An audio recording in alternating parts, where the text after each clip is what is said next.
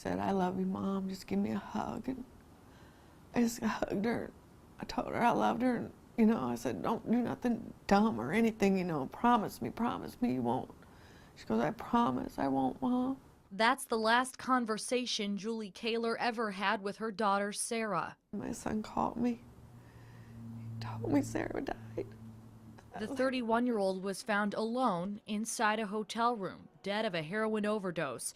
But Sarah had overdosed many times before. And she OD'd, and then she's like, "I'm never going to do this again. I want to be a good mom. I really messed up. I'm so sorry." But then she went back and did it again a week later. Sarah had 3 children. She lost custody of all of them, starting with her firstborn, a son. They took him away when he was 1.5 years old. Sarah hadn't seen her son in more than 3 years. She overdosed and died on his 5th birthday. And I never got to talk to her again. Sarah's story is a tragedy among tens of thousands of others. We've lost too many. Heroin's grasp is getting stronger. It can destroy your family and your life. And the reason why can be found in dispensaries across the country. With the production of domestic cannabis that's occurring in Illinois, the drug cartels have lost a tremendous amount of profit.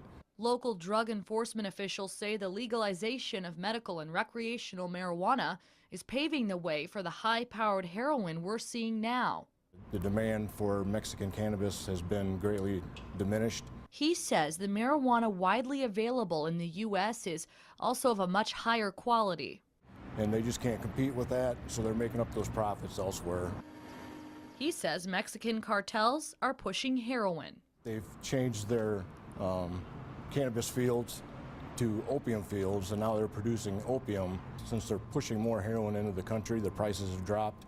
Heroin is now easier to get, it's cheaper to buy.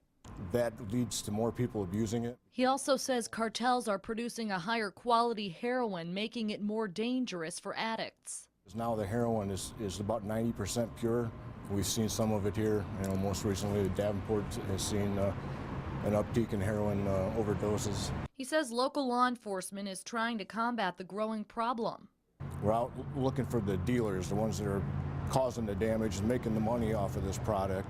Meantime, families are left fighting an addiction sometimes too strong to overcome. Oh, there's hope out there for people, and they can get clean. They just gotta want it. You gotta want it. Morgan Otier, KWQC TV 6 News.